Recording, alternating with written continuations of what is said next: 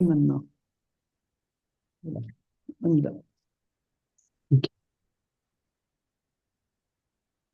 Bonjour à tous et bienvenue dans un nouveau numéro de la Grande Bibliothèque.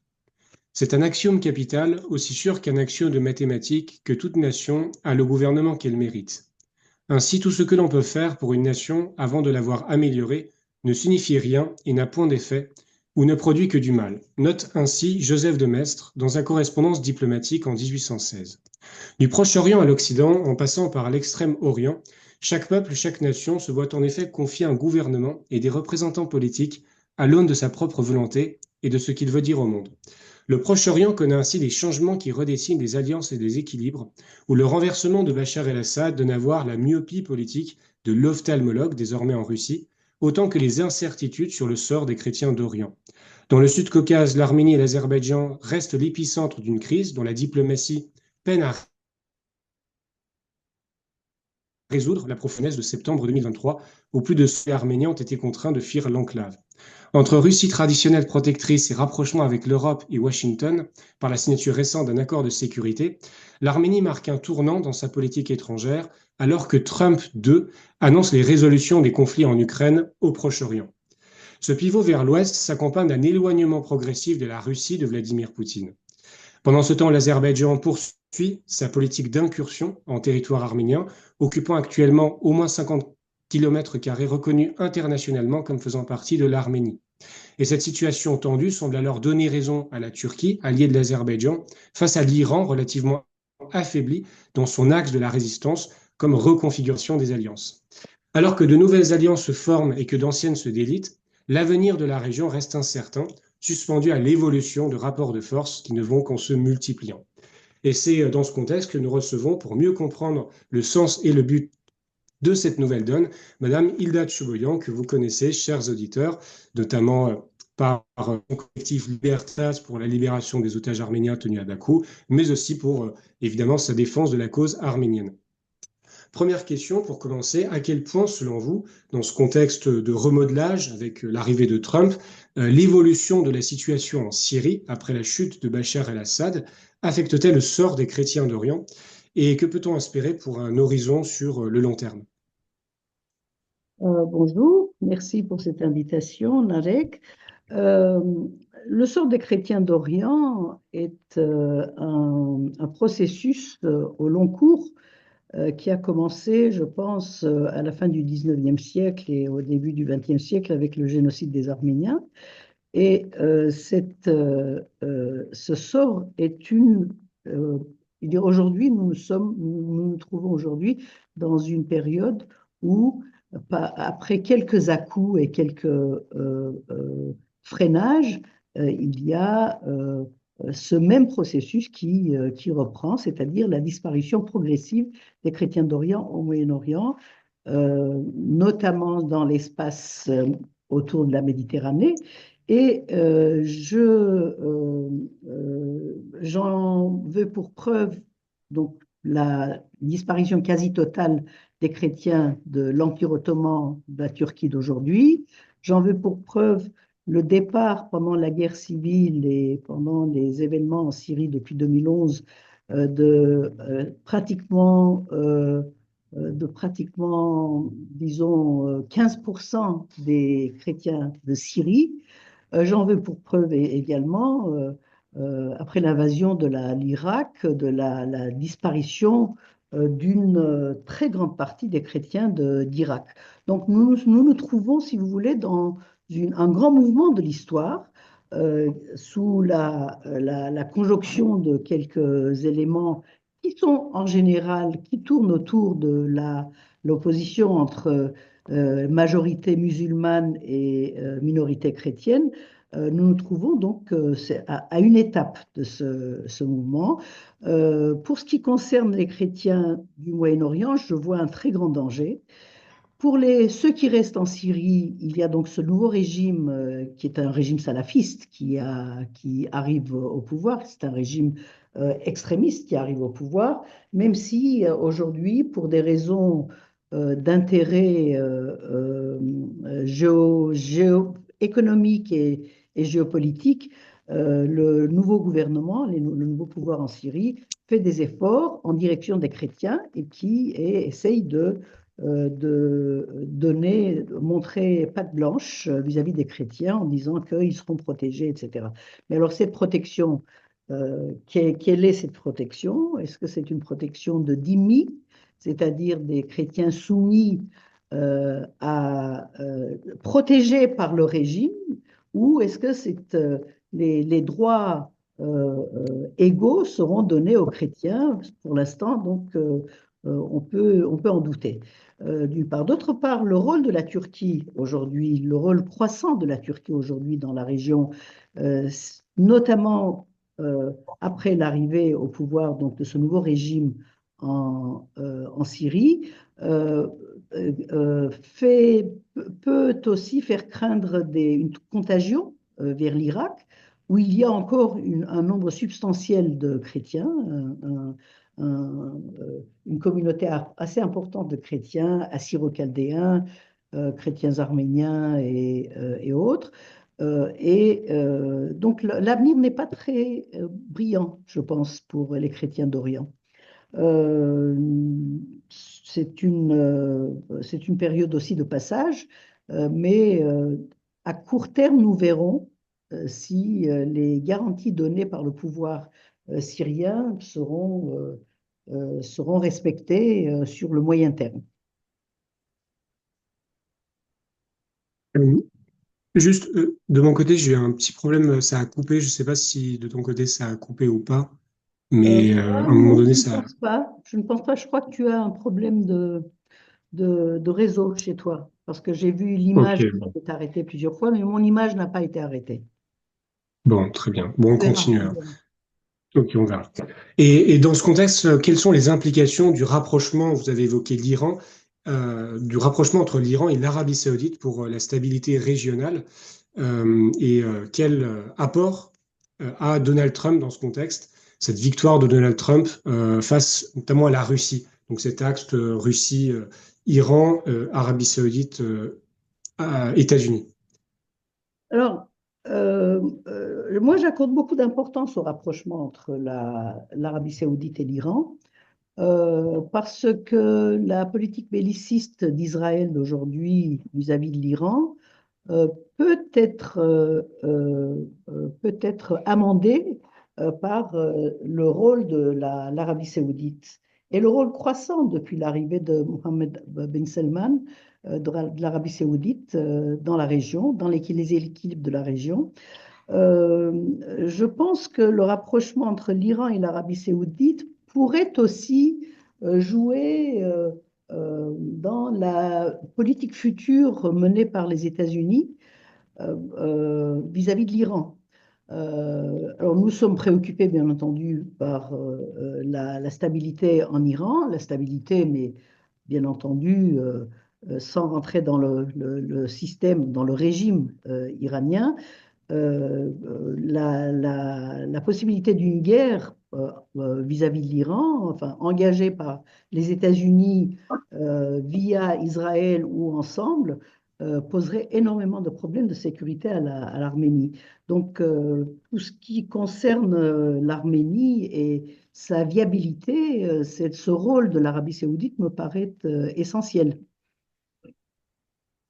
Et dans ce contexte, selon vous, quel apport peut avoir Donald Trump sur l'Arménie? On a vu qu'il a exprimé un certain soutien par certains tweets sur le réseau social X d'Elon Musk et qu'il s'est entretenu avec le Catholicos de Cilicie en décembre dernier. Euh, quelle issue peut-il y avoir pour Donald Trump en Arménie? Peu ou beaucoup de choses selon vous? Euh, alors, pour ce qui concerne la politique vis-à-vis du Caucase des États-Unis sous Donald Trump, nous sommes dans une zone d'inconnu majeur. Parce que bon, ce que tu cites à propos de la discussion pendant la période préélectorale, Donald Trump avec le Catholicos, la maison de Cilicie, Aram Ier, c'était tout simplement parce que je pense qu'ils n'ont pas trouvé un corps constitué dans les communautés arméniennes des États-Unis qui apporte son soutien à Donald Trump. Et donc, il s'est tourné vers le catholicos qui n'a pas refusé cette discussion avec lui. Ceci dit, je pense que Donald Trump lui-même ne doit même pas savoir de quoi il s'agit dans la région, enfin, quels sont les enjeux, etc.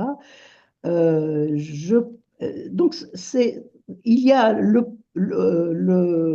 les arguments pour un rôle positif et il y a les arguments contre un rôle positif des États-Unis. Et donc, je pense qu'on ne peut pas, que personne ne peut se prononcer aujourd'hui sur ce qui va se passer dans la politique du département d'État américain vis-à-vis de l'Arménie. Alors, ce qu'on sait d'abord, c'est que cet accord qui a été signé, l'accord de partenariat entre l'Arménie et les États-Unis, les derniers jours de Biden, pendant les derniers jours avec Blinken, cet accord peut être considéré comme nul et non avenu par une nouvelle politique, enfin, dans le cadre d'une nouvelle politique de Donald Trump.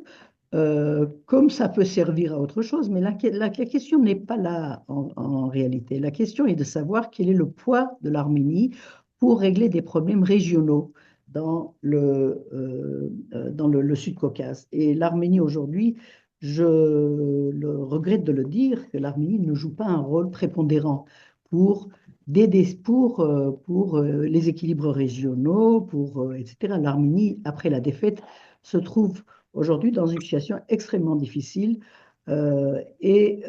S'il fallait comparer le rôle que pourrait jouer l'Arménie avec celui de l'Azerbaïdjan, je pense que c'est surtout plus l'Azerbaïdjan qui a des données, qui a des avantages, des avantages dont le premier est la proximité avec la Turquie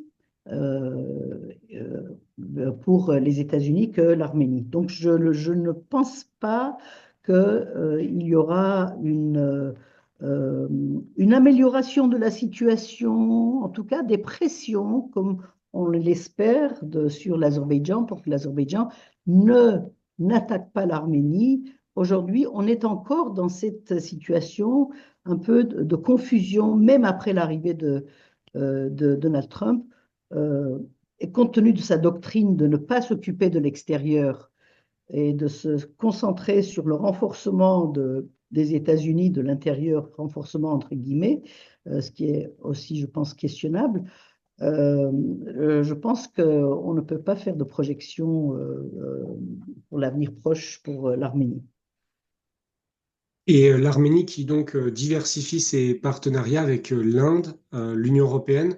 On a même parlé d'une entrée ou d'une prémisse d'entrée dans l'OTAN. Pensez-vous que l'Arménie peut entrer dans l'OTAN, qu'il y a intérêt face à une Géorgie, par exemple, qui s'en détourne? Et comment qualifier justement cette diversification de ses partenaires? Ce qu'on peut parler de fin définitive ou presque définitive de lien avec la Russie. Euh, alors, j'ai du mal à croire que se détourner de la Russie pourra faire du bien à l'Arménie.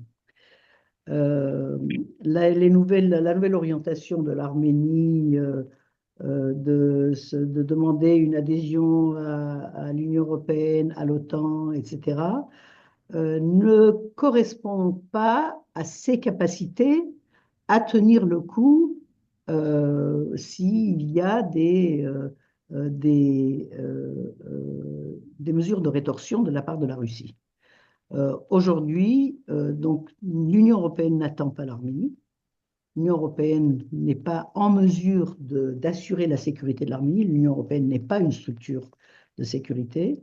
Il n'est pas question pour l'OTAN, qui signifie États-Unis, il n'est pas question pour OTAN/États-Unis d'accepter l'Arménie dans ses rangs aujourd'hui, s'il n'y a pas un mouvement régional, macro-régional, j'allais dire, qui ferait que l'Arménie pourrait éventuellement faire partie de l'OTAN.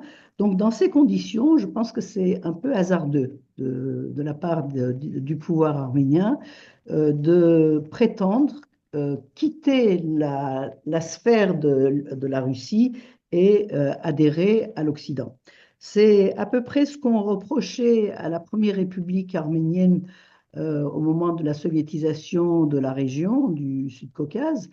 On disait, au lieu de se rapprocher de la Russie bolchevique, l'Arménie a fait confiance aux Occidentaux qui lui ont promis, et d'ailleurs pas seulement promis, mais qui ont proposé le traité de Sèvres, en tout cas qui ont façonné le traité de Sèvres pour que l'Arménie puisse être sous l'égide, disons, pas la tutelle, mais sous l'égide de l'Occident, de l'Europe et des États-Unis. Or, on a vu la fin de cette histoire. Donc, l'Arménie a été morcelée entre l'Azerbaïdjan, entre la Turquie, et l'Arménie a été soviétisée. Donc, on se trouve à peu près dans la même configuration aujourd'hui, où pratiquement 80-90% de l'économie de l'Arménie dépend de la Russie et faire donc ce, euh, cette opération de changement d'orientation politique tout à coup comme ça ne peut rien apporter de bon à l'Arménie, même si je pense qu'on devrait se réjouir de la multiplication des partenaires de l'Arménie, la France, l'Inde, etc.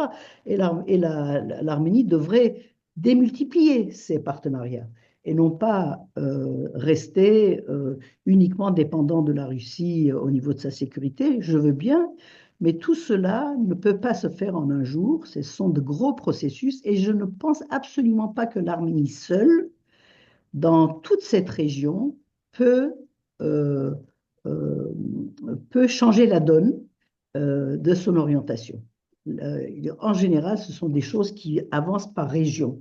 Donc pendant très longtemps, quand il fallait, par exemple, rentrer au Conseil de l'Europe ou pendant très longtemps, lorsque l'Union européenne était en train de façonner la politique de voisinage, jamais on n'a pris l'Arménie ou la Géorgie ou l'Azerbaïdjan seuls.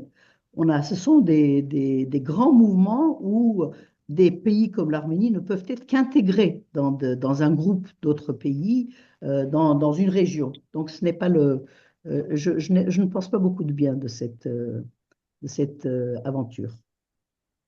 Et une donne qui dépend aussi de la libération des otages arméniens dont les procès ont débuté, il me semble, à Bakou.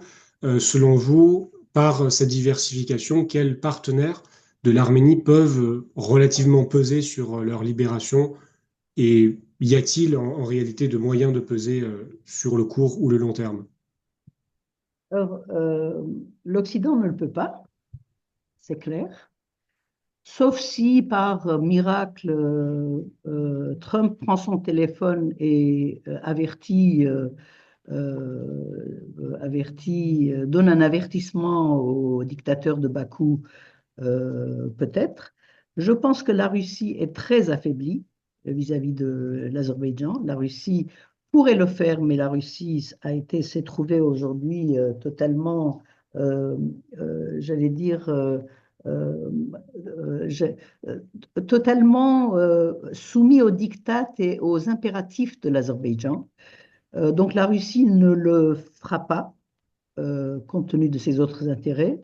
La Turquie pourrait le faire, mais la Turquie n'a aucun intérêt. La Turquie participe avec l'Azerbaïdjan à l'affaiblissement de l'Arménie, du sens national arménien, en tout cas de l'État arménien. Donc je ne vois personne dans les puissances qu'on connaît qui puisse jouer, qui puisse presser l'Azerbaïdjan à libérer les otages arméniens. Peut-être la possibilité de sanctions européennes sur le gaz, mais ce serait une issue Alors, compliquée. bien entendu, mais jusqu'à maintenant, l'Europe n'a pas voulu, après tous les crimes contre l'humanité, après le nettoyage ethnique des Arméniens, après Donc ces procès, après tous les problèmes, pas seulement concernant les Arméniens, mais tous les problèmes de droits de l'homme, l'emprisonnement de toute l'opposition, des journalistes indépendants et des acteurs de la paix en Azerbaïdjan par le pouvoir. Donc l'Europe n'a pas décidé des sanctions. Donc, je ne vois pas pourquoi aujourd'hui, pour les Arméniens de l'Artsakh, les dirigeants de l'Artsakh, et puis les autres prisonniers de guerre et les civils qui sont actuellement jugés à Bakou, dans les 16 procès, je ne vois pas pourquoi l'Europe le ferait. Mais en tout cas, là, nous parlons de réel politique, bien entendu. Ce qui ne veut pas dire que l'Europe, il ne faut pas presser l'Europe à faire à instituer des sanctions contre l'Azerbaïdjan. Et nous avons évoqué cet éloignement de la Russie. Peut-il, selon vous, affecter à terme la relation de l'Arménie avec l'Iran? Alors, je pense que l'Iran et la Russie sont aux abois aujourd'hui. Les deux pays, pour des raisons différentes, sont aux abois. La Russie est en train de gagner la guerre en Ukraine, donc ça lui donnera un peu plus de souffle et de force. Mais effectivement, la- l'éloignement de la Russie ne vient pas seul. C'est aussi un éloignement en même temps de l'Iran. C'est-à-dire que dans la région, par exemple pour la question du sunnique, vous savez que l'Azerbaïdjan menace d'occuper le sunnique pour créer son couloir avec le Nakhitchevan et la Turquie, c'est-à-dire le sud de l'Arménie. Dans ces circonstances, le seul pays qui s'oppose à ce couloir, c'est l'Iran. Ce n'est même pas la Russie, c'est l'Iran. Je pense que l'affaiblissement de l'Iran après la crise syrienne, après donc le changement de régime en Syrie et l'affaiblissement du Hezbollah au Liban ont beaucoup affecté le pouvoir et extérieur et intérieur en politique intérieure de l'Iran. Euh, le fait de s'éloigner de la Russie euh, fera, pour l'Arménie, pèsera aussi sur l'axe nord-sud que l'Arménie était censée favoriser ces dernières années. Or, l'Arménie est aujourd'hui en train de favoriser l'axe est-ouest, c'est-à-dire le rapprochement avec la Turquie et la soumission au diktat de l'Azerbaïdjan qui fait pression sur l'Arménie pour obtenir ce qu'il veut au fur et à mesure en termes géopolitiques, en termes géographiques aussi en Arménie. Donc je pense effectivement que en favorisant l'axe est-ouest, c'est-à-dire en se rapprochant de la Turquie, en essayant en tout cas de se rapprocher de la Turquie, c'est l'axe nord-sud qui sera affaibli. Et effectivement, en s'éloignant de la Russie, je pense que en affaiblissant cet axe, l'Arménie va aussi porter atteinte aussi au seul pays qui s'oppose aujourd'hui à l'entrée des forces azerbaïdjanaises sur son territoire dans le sud de l'Arménie. Et pour terminer, face à ce contexte général, que retenez-vous de la COP29 à Bakou? Quel fut le regard des puissances en général, l'Union européenne, la Russie, l'Inde, la Chine? Et à cet égard, à quel point l'Azerbaïdjan, selon vous, dépend-elle de la Turquie, d'Israël? À quel point l'Azerbaïdjan est-elle indépendante du point de vue militaire et stratégique? Deux Euh, questions. je vais répondre à la première question et puis on reviendra à la deuxième partie. La COP29 n'a pas été une réussite en soi, sans parler de la pression qu'il y a eu sur l'image, en tout cas l'altération de l'image, ou plutôt la révélation de la vraie image de l'Azerbaïdjan aux délégations, puisqu'il y a eu un mouvement assez puissant qui s'est organisé à travers le monde pour montrer que l'Azerbaïdjan n'était pas le pays qui aurait dû être l'hôte de la COP29.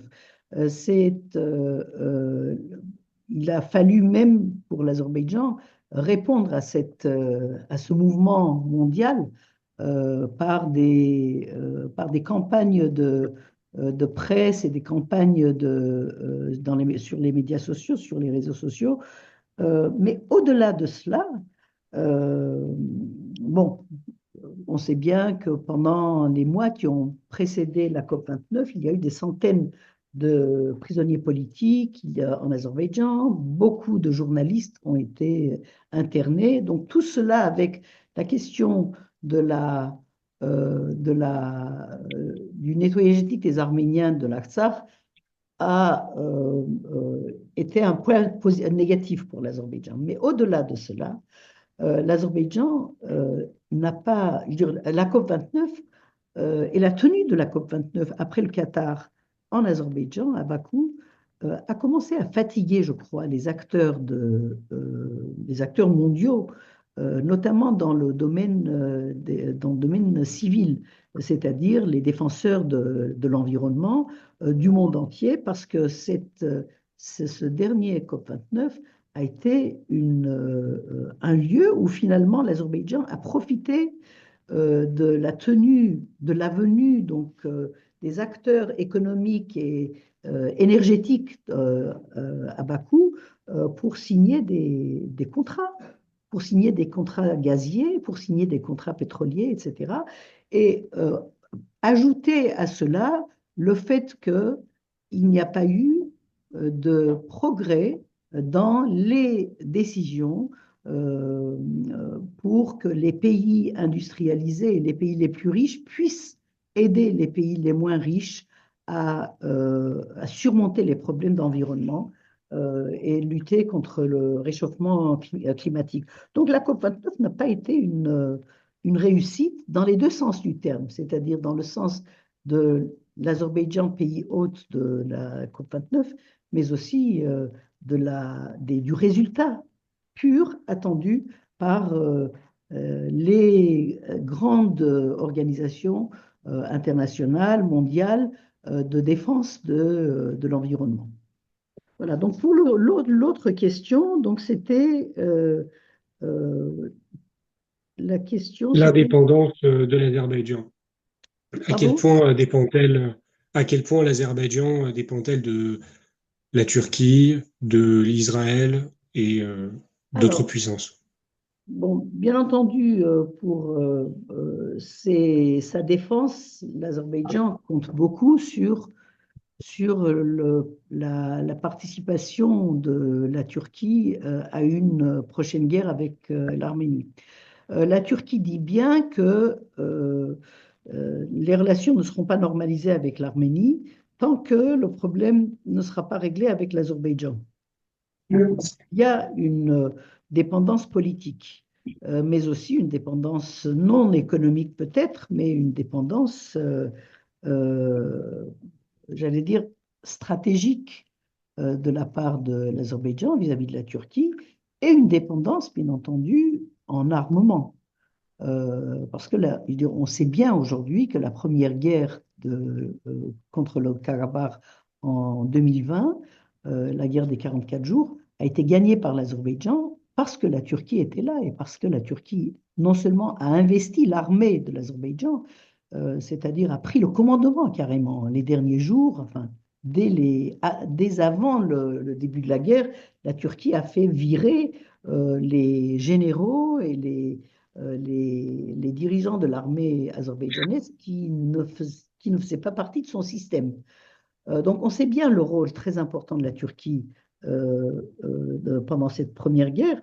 On peut imaginer que cette participation de la Turquie, en tout cas ce rôle de la Turquie est énorme aussi dans la perspective d'une nouvelle guerre contre l'Arménie. Donc s'il y a une dépendance aussi en armement, On a parlé beaucoup des drones Bayraktar, etc. Et la Turquie commence à devenir un pays connu sa, les armes fabriquées, les armes et les, euh, les dispositifs antiaériens fabriqués en Turquie même. Euh, Israël, c'est très clair. Israël considère l'Azerbaïdjan comme un pied-à-terre pour attaquer l'Iran, éventuellement, pour espionner l'Iran aussi. Donc aujourd'hui, on sait que ces deux pays ont une sorte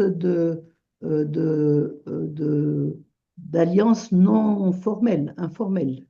C'est-à-dire que dans le soutien de l'Azerbaïdjan, même si certains pensent qu'aujourd'hui la Turquie est très occupée par ailleurs et qu'elle n'apportera pas une aide aussi substantielle et déterminante à l'Azerbaïdjan en cas d'attaque de l'Arménie, on sait bien que la Turquie et l'Azerbaïdjan, politiquement, avancent ensemble. Donc l'Azerbaïdjan est effectivement dépendante, je ne dirais pas au niveau de l'économie, bien sûr, parce que pour l'instant, il y a le revenu d'État, mais il y a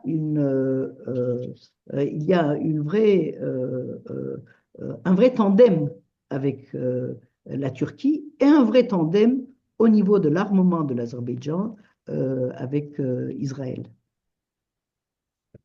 Je vous remercie, Hilda Choubean, d'avoir répondu à nos questions. Je rappelle que vous êtes présidente du collectif Libertas pour la libération des otages arméniens à Bakou et que vous êtes évidemment connue pour votre défense de la cause arménienne. Je vous remercie. Merci à vous.